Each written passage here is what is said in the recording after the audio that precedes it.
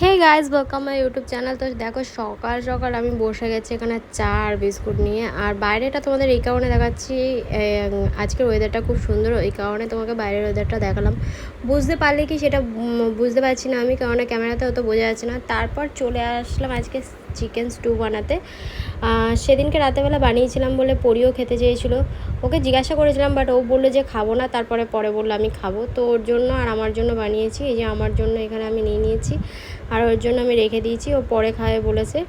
আর এই যে ওটা ওর আর এটা আমার। তো তারপর আমি চলে যাচ্ছি এই যে চিকেন স্টুটা নিয়ে খেতে। তো চলো গিয়ে খেয়ে নিই। তো তারপর চলে আসলাম সকাল সকাল বাজারে, মানে একটু বাজার করতে এসেছি। তো এখানে দেখো কেষ্টপুর বাজারে এখানে বিরাট বড় একটা ঠাকুরের মন্দির আছে, খুব সুন্দর। তো তারপর চলে আসলাম বাজারে, এখান থেকে একটু মাছ নিয়ে নিলাম। দেখো অনেক রকমের মাছ আছে, এখান থেকে আমি একটা রুই মাছ নিলাম, ওই যে মাছটা কাটছে ওই মাছটা আমি নিয়েছি।